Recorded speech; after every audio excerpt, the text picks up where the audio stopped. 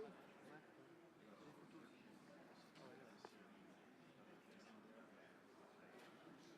Non, photo, je prends Lightroom. Faut que ça, je prends bien. Et pour la vidéo, je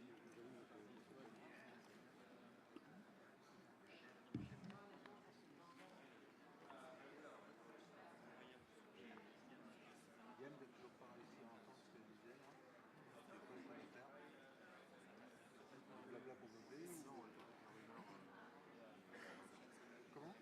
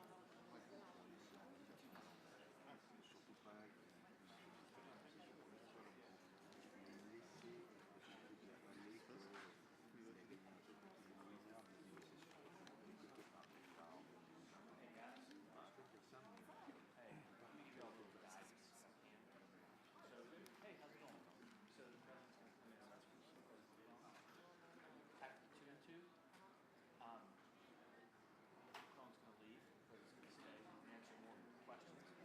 The two presidents put light topics and asked them together to be on relationships between our country and France and the G7. And then President Trump said he would stay and answer as many questions as anyone knows on the topic. That's just what the two gentlemen asked us to do that. What was that? Momentarily. Very close.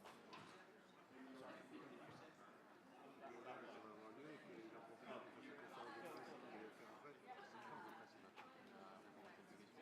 Okay, sure.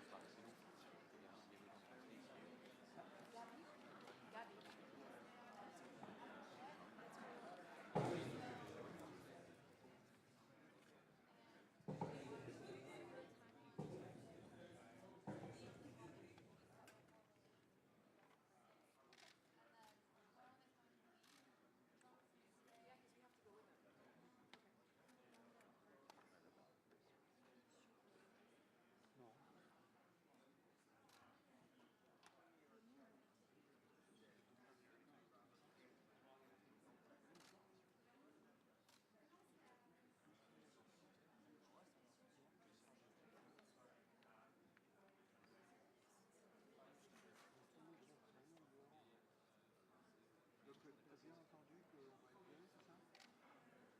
Pardon? C'est pas parti. Comment ça? Comme il devait y avoir une conférence de presse à Francfort pour la presse américaine, des périodes non, mais on ne raconte pas, et après, regarde la presse, tu fais son petit point de presse à eux. D'accord. Ça va être un peu chaud. Ça c'est possible, ça? Oui, c'est tout à fait. Ils nous ont fait ça l'autre jour avec les Africains, ça ne nous a pas vraiment prévu. C'était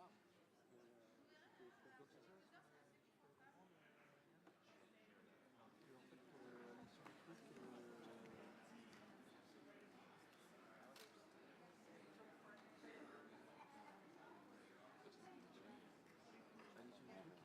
dire.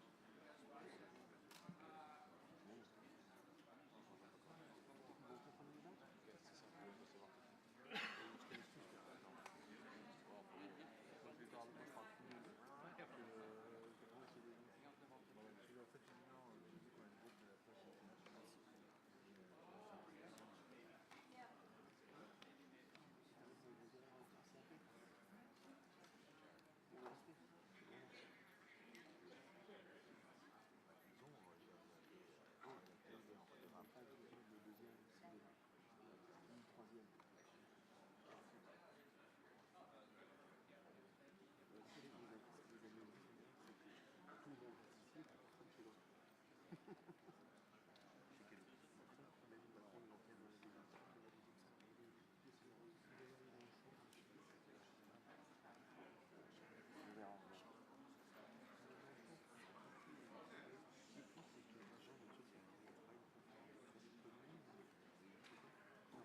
7. J'avais vu ça. C'est le compte de presse de l'organisateur, déjà. D'accord. Oui, normalement, c'est ça qu'on a dit. Est-ce que là, il y a aussi laquelle de Emmanuel Macron, non, c'est ça. Ils font toutes les combinaisons possibles. Il y en a, ils font toutes les combinaisons possibles. Il y en a 12 500. Je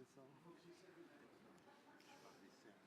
Parce qu'il y aura au moins laquelle ou une derrière. Non. Je pense qu'elle fait peut-être sa conférence de presse pour les amis. D'ailleurs, avec Comme ils font au Conseil européen. Yann, si tu pouvais d'ailleurs te préparer avec ça, pour le coup avec une c'est du lourd en plus. C'est une bonne photo, c'est. Pardon? Vraiment les parallèles de Macar.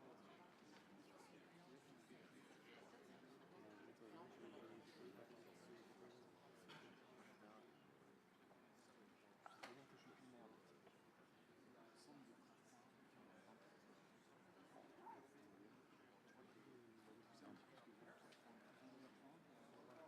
que New York and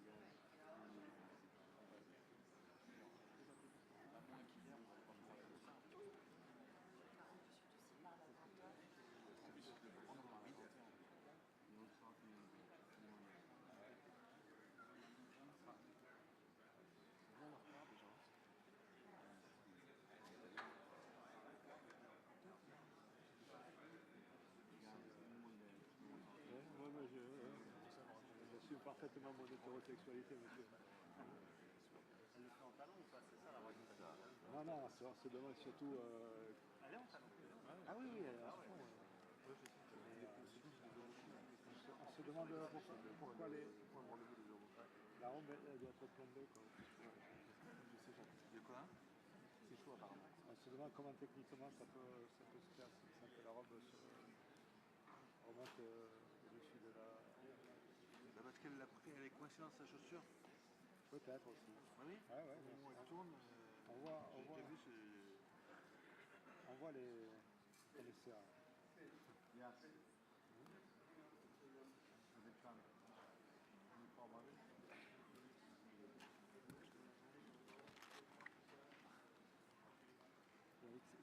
C'est avec ton épouse là que tu marches en montagne, je vois plein de photos passer.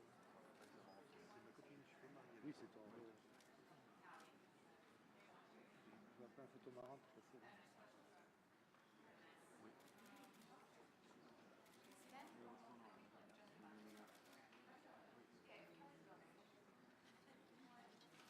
Non. Bon, allez, envoyez, je pense que ça va commencer à bouger là.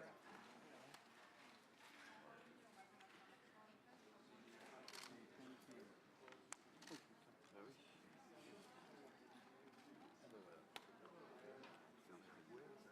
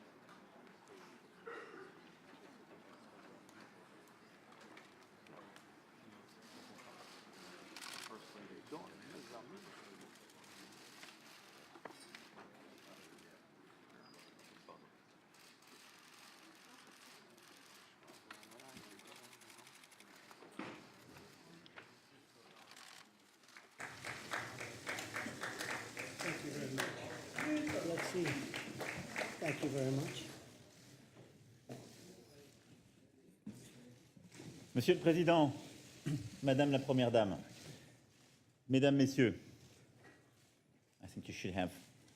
Yes. Mesdames, Messieurs, je voulais, à l'issue de ce G7 que nous venons de tenir pendant près de 2 jours, évidemment vous rendre compte, mais avant toute chose, remercier le Président Trump, l'ensemble des chefs d'État et de gouvernement présents pour ce travail extrêmement productif et les très bonnes discussions, les très bons échanges que nous avons eus depuis samedi soir ensemble. En effet, il y avait beaucoup de nervosité au début de ce G7, beaucoup d'attentes, parfois beaucoup de tensions, de conflictualité qui pouvaient être rapportées. Et je peux ici vraiment dire que ce à quoi nous avons tenu ensemble tout particulièrement, c'est qu'un message d'unité, un esprit positif des discussions puisse ressortir, et c'est ce qui est vraiment ressorti de nos échanges sur de nombreux sujets. Nous n'avons pas négocié, comme je m'y étais engagé, un très long texte, et vous sera remis dans quelques instants une seule page de déclaration, et ensuite beaucoup d'annexes, de textes qui ont été agréés, mais une seule page qui revient sur quelques sujets évidemment essentiels, au-delà des discussions et des sessions de travail que nous avons pu avoir. Nous avons tenu à faire cette conférence de presse ensemble, et je laisserai ensuite le président Trump, la Première Dame et l'ensemble de son staff ici dans cette salle pour qu'il puisse poursuivre par sa propre conférence de presse et répondre à la presse américaine et internationale sur tous les autres sujets. Et je rendrai compte de manière plus détaillée un peu plus tard de l'ensemble des points sur lesquels nous avons réussi à trouver un accord et les avancer sur de nombreux sujets, de la biodiversité en passant par le numérique et les détails. Mais nous tenions à avoir cette conférence de presse ensemble parce que l'année prochaine, ce sont les États-Unis d'Amérique qui auront à accueillir le G7 et ce passage de témoin de présidence à présidence est un point auquel nous tenions. Et puis je dois vous dire, parce que nous avons, durant ces 2 jours et demi, fait beaucoup de choses ensemble. On a sans doute plusieurs points communs, mais l'un tout particulièrement avec le président Trump. Nous n'aimons pas perdre notre temps et nous aimons avoir des résultats, des accords et mettre tout le monde dans une dynamique positive. Et donc, dès l'arrivée du président Trump, à travers le déjeuner en tête-à-tête que nous avons eu, qui, je dois dire, a été sans doute une des discussions les plus productives et les plus riches que nous ayons eues ensemble, nous sommes mis dans une dynamique qui a permis véritablement de faire avancer nombre de dossiers. Et je veux vraiment vous remercier, Monsieur le Président, pour cet esprit et l'efficacité. Juste quelques mots sur des points qui étaient très attendus, en particulier pour nos 2 pays. Sur l'Iran. Sur l'Iran, le président Trump et moi-même avons eu des échanges toutes ces dernières semaines, et particulièrement ces 2 derniers jours. Nous sommes d'accord pour dire que l'Iran doit respecter ses obligations nucléaires, doit avoir un comportement responsable dans le Golfe et travailler avec nous. Et au fond, on a 2 choses très claires auxquelles nous tenons. L'Iran ne doit jamais avoir l'arme nucléaire et cette situation ne doit pas menacer la stabilité de la région. La France a pris plusieurs initiatives et j'en ai toujours tenu informer le président Trump pour essayer de trouver des moyens techniques de bouger. Parce que les décisions américaines des derniers mois ont mis beaucoup de pression et doivent nous mettre en situation d'améliorer justement la sécurité régionale de la région.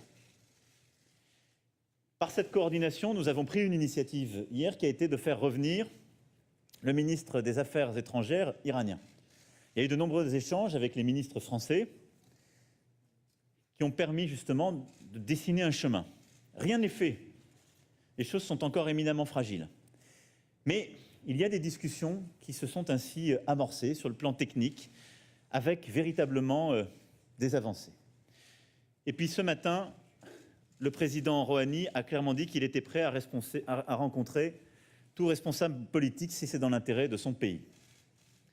Ce que j'ai dit au ministre Zarif et ce que j'ai dit par téléphone au président Rouhani, c'est que s'il acceptait une rencontre avec le président Trump, ma conviction est qu'un accord peut être trouvé. On en connaît les termes, les objectifs, mais il faut maintenant se mettre autour de la table et y arriver.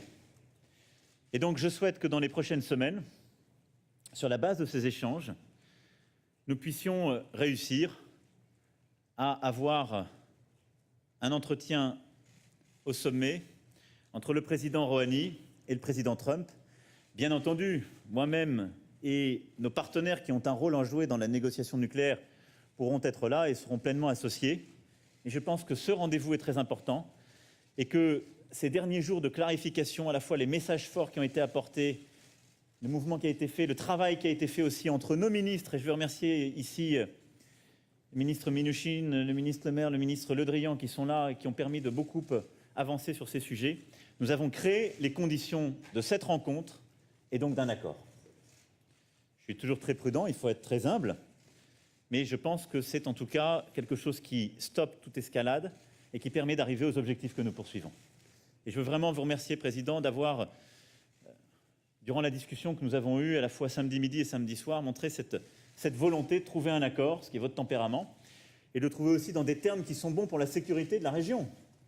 Parce que l'objectif final, l'exigence que vous avez, c'est qu'il n'y ait pas justement l'obtention de l'arme nucléaire et d'avoir plus de visibilité dans le temps. Sur le commerce, nous partageons beaucoup de constats, d'analyses. On a eu une très bonne discussion, j'y reviendrai plus tard dans le détail.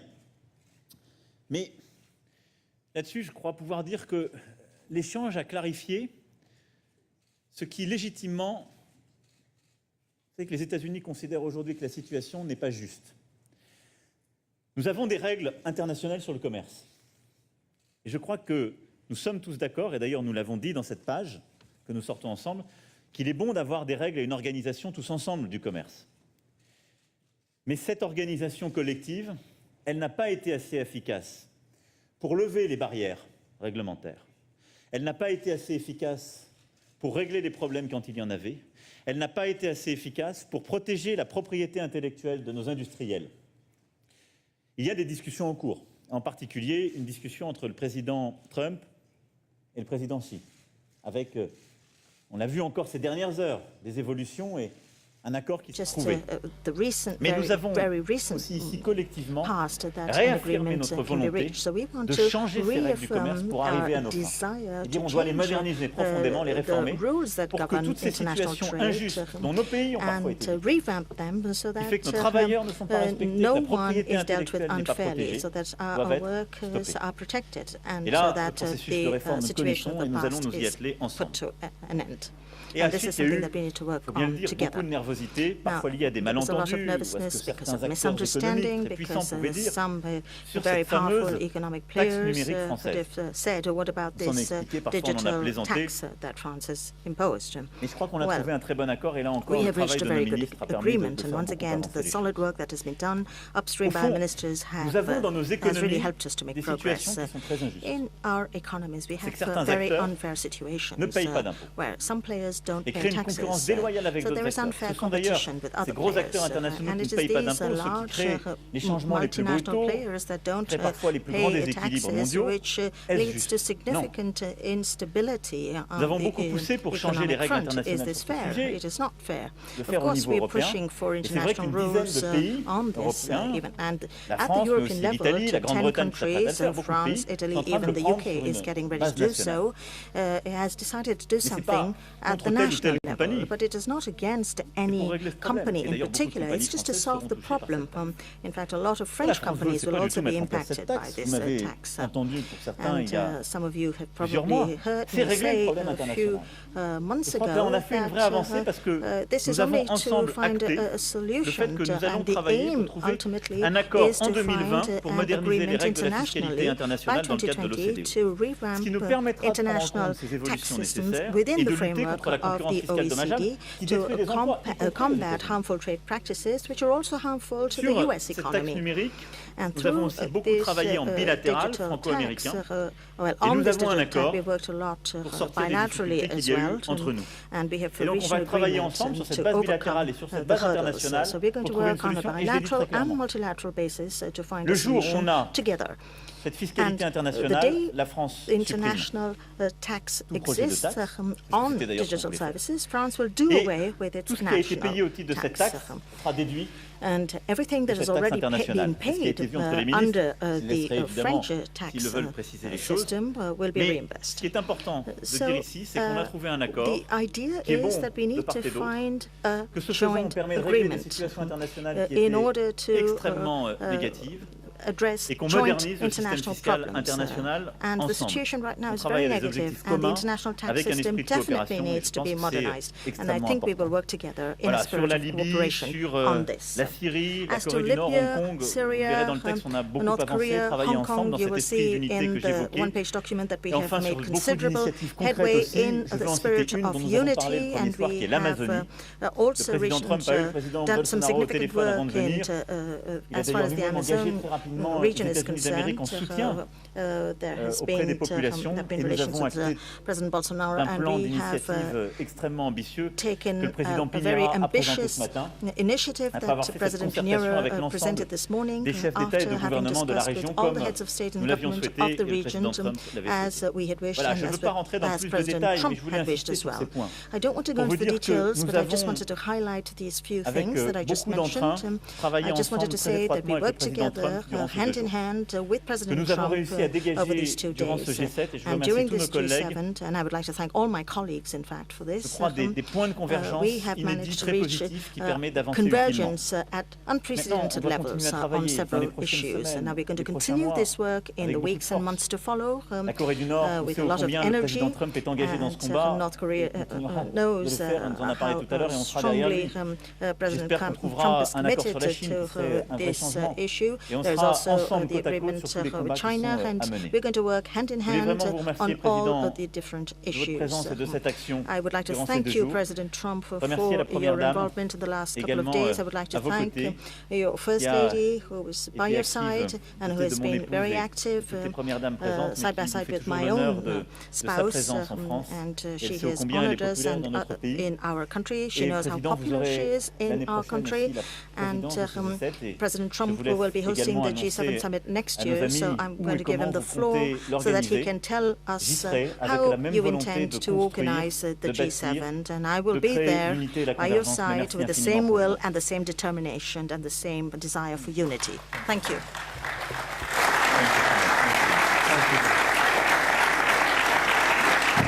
Well, I want to thank you very much, and I think more importantly than anything, I wanted to come up here to say that because the job that President Macron and your wife, by the way, who is a great lady, Bridget, would like to thank Bridget. She has been spectacular, spent a tremendous amount of time with Melania and some of the folks who came in, some of the wives that came in, and they had a great tour of the area, and it's a beautiful area. But I want to thank you very much, Mr. President, for the incredible job you did. This is a truly successful G7.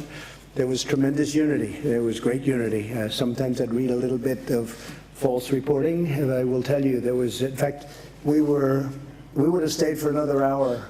Nobody wanted to leave. We were accomplishing a lot, but I think more importantly, we were getting along very well. 7 countries, and it really was the G7, and you have been a spectacular leader on this. And I want to thank you, and I want to thank the great country of France. Thank you very much.